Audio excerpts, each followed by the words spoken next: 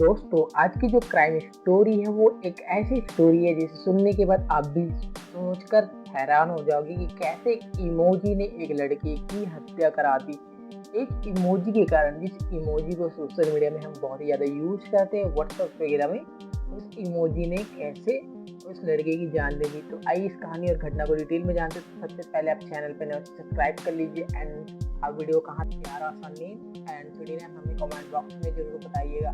बाकी ये video like and share जरूर कीजिए। ये कहानी और घटना है बिहार से, जहाँ पे बिहार का एक 20 साल का लड़का जो है, जिसका नाम प्रिंस होता है, जो कि ग्रेजुएशन कंप्लीट करके काम की तलाश में हाथ पैर मारते रहता है और हाथ पैर मारते ही रहता है, फिर भी उसको काम नहीं मिल पाता।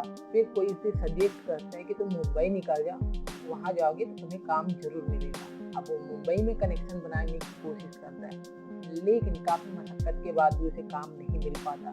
अब फिर क्या होता है, प्रिंस जो था वो थक हार कर क्या करता है, हार मान जाता है और सोचने पे मजबूर हो जाता है कि अब वो ठान ही लेता है कि अब वो बिहार में ही काम करेगा, मजदूरी करेगा और अपना घर चलाएगा इस तरीके से। फिर वो जैसे उसके चाचा जी होते हैं प्रिंस के, वो बताते हैं कि गुजरात में राजकोट में उसका एक दोस्त है जो कि एक फैक्ट्री पे काम किया करता है, तो मुझसे बात करके देख लो, हो सकता है वो तुम्हें काम दिला दे।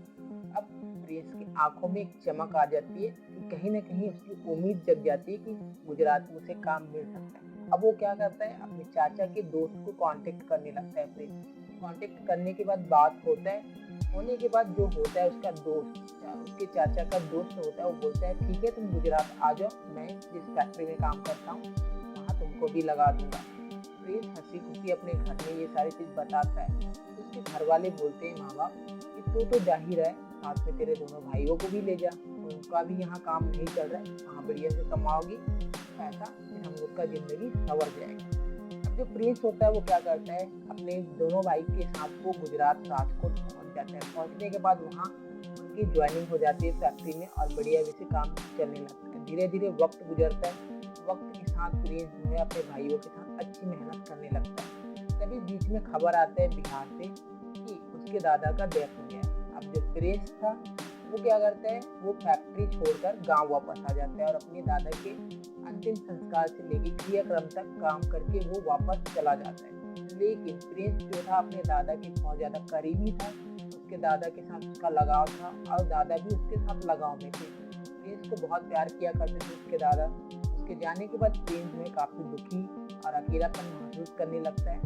वह बीच बीच में अपने दादा का फोटो जो है फेसबुक पर अपलोड किया करता था और विश यू दादाजी ऐसा करके वो टाइप किया करता था टाइटल, जिसकी वजह से कई लोग उसकी भावनाओं को समझते थे और उसको दिलासा देते थे। लेकिन इसी बीच क्या होता है, उसके दादाजी के फोटो जिसमें उसने अपलोड किया था फेसबुक पे, वहाँ कमेंट पे एक हंसने वाला इमोजी आता है। तो वो किसी और का नहीं होता है, वो जान पहचान लड़के का ही इमोजी होता है जिसने जानबूझकर कमेंट किया था। इसका नाम होता जो है, प्रिंस के पोस्ट किए हुए फेसबुक के फोटो पर इमोजी भेजता है हंसने वाला। अब इसका नोटिफिकेशन जो है प्रिंस को चला जाता है।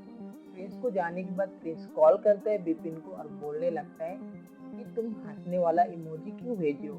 अब इस तरीके से बहसबाजी होती है कॉल पे। अब कॉल पे बहसबाजी होने के बाद यहीं तक थम जाती है। अब आ जाता है 12 सितंबर 2025 की रात के करीबन 12 बजे का वक्त था।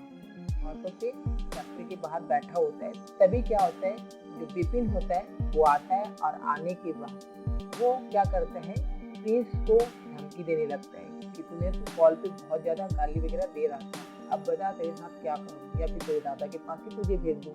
इस तरीके से बोलता है। बोलने के बाद प्रिंस जो है वो आग बबूला हो जाता है। आग बबूला होने के साथ वो उससे कुछ नहीं कहता, वो बोलता है कि मुझे फैक्ट्री जाने दो। अब जो उसका दोस्त होता है विपिन के साथ एक और लड़का होता है, जो प्रिंस था वो अकेला होता है। अब क्या करता है, जो विपिन का दोस्त होता है वो रास्ता रोक लेता है और उसके साथ गलत व्यवहार करने लगते हैं। फिर हाथापाई में उतर जाती है बात। अब हाथापाई होते ही विपिन जो है अपने जेब से चाकू निकालता है और चाकू निकालने के बाद प्रिंस पे वार करने लग जाता है। प्रिंस पे वार करते ही वो घायल हो जाता है और वहां से विपिन भाग जाता है। अब फैक्ट्री के बाहर हुआ था ये सारा कांड, तो वहाँ के लोग नजदीकी अस्पताल लेके जाते हैं प्रिंस को, और प्रिंस को ले जाने के बाद वहाँ पे वो होश में होता है। तो पुलिस के के द्वारा बयान दिया जाता है और उस टाइम ऐसा लग रहा था हॉस्पिटल में था प्रिंस तो शायद वो बच सकता है। लेकिन जैसे पुलिस का बयान देने के बाद, वो जिक्र करने के बाद उसको आईसीयू में रखा जाता है और आईसीयू में रखने के बाद उसकी तबीयत जो है बिगड़ने लगती है और बिगड़ते ही 25 सितंबर 2025 के दोपहर का वक्त जो हो रहा था, उस टाइम प्रिंस जो है अपनी लास्ट सांस लेके दुनिया को अलविदा कह जाता है। अब जो केस था वो मर्डर में तब्दील हो चुका था और जो विपिन था उसको फिर पकड़ा जाता है और पकड़ने के बाद जब उससे पूछताछ होती है तो बताया जाता है कि जो विपिन है और जो प्रिंस है उसका पहले से ही पुरानी रंजिश थी, जिसका वो बदला लेना चाहता था और किसी भी तरीके से वो प्रिंस से उलझना चाहता था और उसको सबक सिखाना चाहता था। और उसको सही मौका मिला जब प्रिंस ने अपने दादाजी का फोटो फेसबुक पर अपलोड किया और अपलोड करने के बाद विपिन ने फिर उसने हंसने वाला इमोजी डाला। इमोजी डालने के बाद दोनों में बातचीत हुई और वो अपने कार्य में सफल हो गया।